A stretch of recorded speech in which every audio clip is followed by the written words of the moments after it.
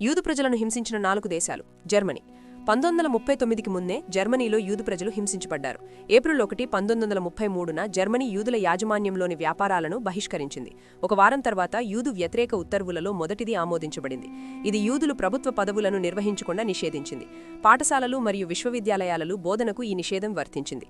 అధికారులు అన్ని యూదు ఉద్యోగులను తొలగించారు. యూదు కంపెనీలు యూదులు కాని జర్మన్లకు బదిలీ చేయబడ్డాయి. యూదు వైద్యులు యూదులు కాని వారికి చికిత్స చేయకుండా నిషేధించబడ్డారు. అధికారులు యూదు న్యాయవాదుల లైసెన్స్లను రద్దు చేశారు. 1939 నాటికి యూదులను చాలా వృత్తుల నుండి బహిష్కరించారు. అన్ని యూదులు గుర్తింపు కార్డులను తీసుకెళ్లడం తప్పనిసరి. యూదు పాస్పోర్ట్లపై జే అక్షరం గుర్తుపెట్టబడింది.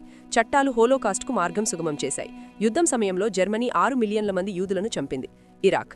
1941లో జర్మన్ అనుకూల తిరుగుబాటు బాగ్దాదులో ఫర్ఫుద్ హింసకు కారణమైంది.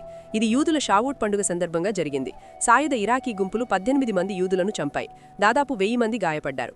ఆ వెంటనే బ్రిటిష్ సైన్యం బాగ్దాదులోకి తిరిగి ప్రవేశించింది. యూదు సమాజం 1947 వరకు ప్రశాంతంగా జీవించింది. ఆ సంవత్సరం ఇజ్రాయెల్ స్వాతంత్ర్యం కోసం పోరాటం ప్రారంభమైంది. యూదు వ్యతిరేక అల్లర్లు క్రమం తప్పకుండా చెలరేగాయి. 1948లో జియోనిజం ఇరాక్లో మరణశిక్ష విధించే నేరంగా మారింది. 1950లో ఇరాకీ యూదులు దేశం విడిచి వెళ్లడానికి అనుమతించబడ్డారు. అక్కడే ఉన్న వారిపై ఆర్థిక ఆంక్షలు విధించబడ్డాయి. 1952లో ఇరాకీ ప్రభుత్వం యూదులు వలస వెళ్లకుండా నిషేధించింది. తప్పుడు ఆరోపణపై 2 యూదులను బహిరంగంగా ఉరితీశారు.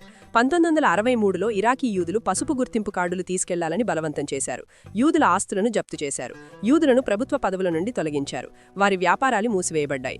1970ల సంవత్సరాలలో ప్రభుత్వం యూదులను వలస వెళ్లడానికి అనుమతించింది. 2008 నాటికి ఇరాకీ యూదు సమాజం 10 కంటే తక్కువ మందితో ఉంది. Soviet union.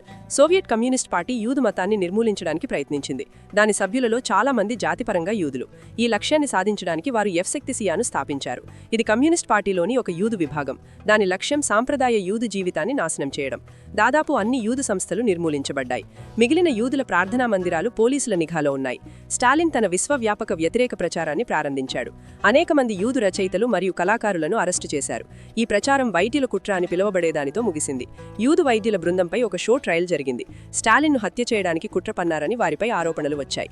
యూదులపై హింస 1980ల చివరి వరకు కొనసాగింది. రష్యన్ సామ్రాజ్యం. రష్యన్ సామ్రాజ్యంలో ప్రపంచంలోనే అత్యధిక యూదు జనాభా ఉంది. యూదు జనాభా స్థిర ప్రాంతానికి పరిమితమైంది. యూదులు యూరోపియన్ రష్యాలోని మిగతా ప్రాంతాలకు వెళ్లలేకపోయారు.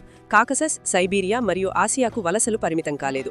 1881 నుండి 1882 వరకు యూదు వ్యతిరేక అల్లర్ల తరంగం జరిగింది. రష్యన్ సామ్రాజ్యంలో 200 కంటే ఎక్కువ యూదు వ్యతిరేక హింసలు జరిగాయి. జార్ అలెగ్జాండర్ II హత్యతో భారీ హింస ప్రారంభమైంది. కుట్రదారులలో ఒకరు యూదు సంతతికి చెందినవారు, కానీ దాని పాత్రను చాలా అతిశయోక్తి చేశారు. 166 పట్టణాలలో అల్లర్లు జరిగాయి.